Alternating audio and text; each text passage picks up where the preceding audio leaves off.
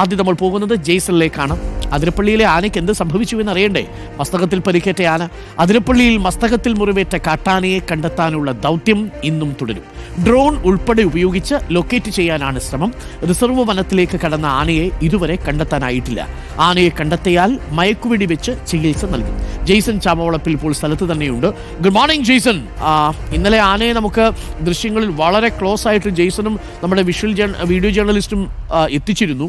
ഇന്ന് പക്ഷേ നമുക്ക് അത്രയ്ക്ക് ആനയുടെ അടുത്തേക്ക് പോകാൻ കഴിയുന്നില്ല. പക്ഷേ മനോഹരമായൊരു സ്ഥലത്താണ് ജെയ്സൺ നിൽക്കുന്നതെന്ന് എനിക്ക് തോന്നുന്നു. ആ സ്ഥലം ഒന്ന് വിശദീകരിച്ചാട്ടെ, അതിനുശേഷം നമുക്ക് ആനയുടെ കാഴ്ചയിലേക്ക് വരാം. ജെയ്സൺ നിൽക്കുന്നതിൻ്റെ പിന്നാമ്പുറം അതിരപ്പള്ളിയുടെ മനോഹരമായ ഒരു ക്യാച്ച്മെൻറ്റ് ഏരിയ ആണ്. ബ്യൂട്ടിഫുൾ ആയിട്ടുള്ള സ്ഥലത്താണ് ജെയ്സൺ നിൽക്കുന്നത്.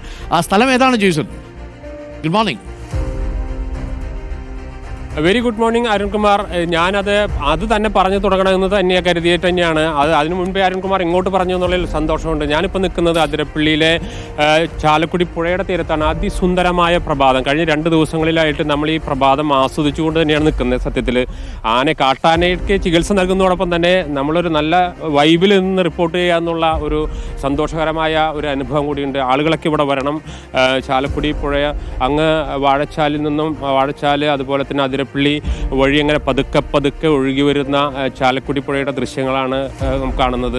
ഇതൊക്കെ രൗദ്രഭാവം എടുത്തൊരു കാലമുണ്ട് കേട്ടോ. നമ്മുടെ ആ പ്രളയകാലം എന്നൊക്കെ പറഞ്ഞാൽ ഇവിടേക്ക് അതിഭയാനകമായ ഒരു സാഹചര്യമായിരുന്നു. അതെല്ലാം മാറി ഏറ്റവും സുന്ദരമായ കാഴ്ചയാണ്. അങ്ങ് പശ്ചിമഘട്ട മലനിരകളിൽ നിന്നും ഒഴുകിയെത്തുന്ന ജലം അങ്ങ് കാടുകളിലൂടെ വന്ന് വാഴച്ചാലും അതിരപ്പള്ളിയൊക്കെ കടന്ന് ചാലക്കുടി പുഴയിലൂടെ കാഴ്ചയാണ് നമുക്ക് മനോഹരമായിട്ട് താളത്തിലൊഴുകുന്ന പുഴ. നല്ല അനുഭവമാണ് രാവിലത്തെ ഈ കാഴ്ച.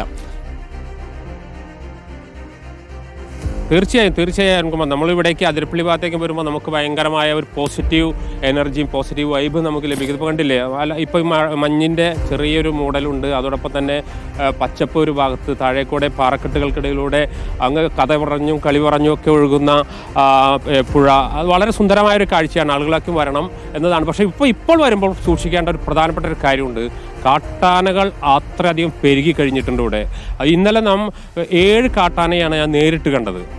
പക്ഷെ ആ ആനകളെ പിടിക്കുകയോ ആനകളുടെ അടുത്തേക്ക് പോവുകയോ അല്ല ഈ ദൗത്യ സംഘത്തിൻ്റെ ഉദ്ദേശം എന്നുള്ളത് കൊണ്ട് തന്നെ ഈ മുറിവേറ്റ കൊമ്പനെ തേടുകയായിരുന്നു അവർ. പക്ഷെ നാം വരുമ്പോഴൊക്കെ റോഡിന് സൈഡിൽ വഴിയിലേക്ക് ഇറങ്ങി നിൽക്കുന്ന കാട്ടാനകളുടെ അതിഭീകരമായ ഒരു രൂപം ഇവിടെയുണ്ട്. അതുകൊണ്ട് തന്നെ ഇവിടുത്തെ ആളുകൾക്ക് ഈ കാട്ടിൽ നടന്ന യുദ്ധത്തിൽ പരിക്കേറ്റ കാട്ടാനയ്ക്ക് ചികിത്സ നൽകുന്നതിൽ ആളുകൾക്ക് പ്രതിഷേധമുണ്ട് കേട്ടോ. ഇവിടുത്തെ പ്രദേശവാസികളൊക്കെ വലിയ പ്രതിഷേധമുണ്ട്.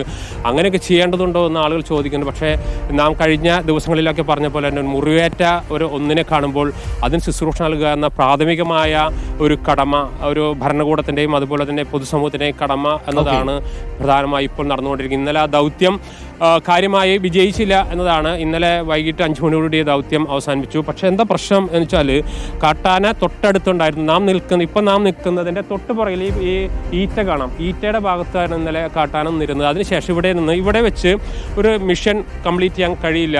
മയക്കോടി വെച്ചാലുള്ള പ്രശ്നം ഈ വെള്ളത്തിലേക്ക് ഇറങ്ങി വന്ന ആന വീഴാനും ചെരിയാനും സാധ്യതയുണ്ട്. അതുകൊണ്ട് തന്നെ ഇവിടെ നിന്ന് പടക്കം പൊട്ടിച്ച് മുകളിൽ കാണുന്ന ആ എസ്റ്റേറ്റ് കാണുന്നുണ്ട്. മുകളിൽ ആ എസ്റ്റേറ്റിലേക്ക് കടത്തിക്കൊണ്ടുപോയി. പക്ഷേ ആന പിന്നെ അവിടെ നിന്ന് അങ്ങോട്ട് ഒറ്റപ്പെടുത്താണ് അങ്ങോട്ട് മുകളിലോട്ട്. അത് റിസർവ് വനത്തിലേക്ക് കയറിപ്പോയി. പിന്നീട് ഡ്രോണൊക്കെ ഉപയോഗിച്ച് ശ്രമം നടത്തിയെങ്കിലും മറ്റൊരുപാട് കാട്ടാനക്കൂട്ടത്തെ കണ്ടു. പക്ഷേ ഇവനെ മാത്രം കണ്ടുകിട്ടിയില്ല. അതുകൊണ്ട് 5 മണിക്ക് ഇത് അവസാനിപ്പിച്ചു. രാത്രിയും ഇവിടെ വനംവകുപ്പിൻ്റെ ഉദ്യോഗസ്ഥരൊക്കെയും വലിയ രീതിയിൽ പരിശോധനയ്ക്ക് നടത്തിയെങ്കിലും ഇപ്പോഴും കണ്ടെത്താനായിട്ടില്ല. ഇന്ന് കണ്ടെത്താൻ കഴിയുമോ എന്ന കാര്യത്തിലൊന്നും ഉറപ്പൊന്നുമില്ല. കാരണം ഇത് റിസർവ് വനത്തിലേക്ക് കയറിപ്പോയി കഴിഞ്ഞിരിക്കുന്നത്. അത് ക്ഷീണിതനാണ്. അതുകൊണ്ട് ഇനി ആ രീതിയിൽ കഴിഞ്ഞ ദിവസങ്ങളിലൊക്കെ വന്നതുപോലുള്ള ഒരു തിരിച്ചുവരവ് ഉണ്ടാകുമോ എന്നറിയില്ല. പക്ഷെ ദൗത്യ സംഘം അതിനുവേണ്ടിയുള്ള കണ്ടെത്താനുള്ള ശ്രമമാണ്.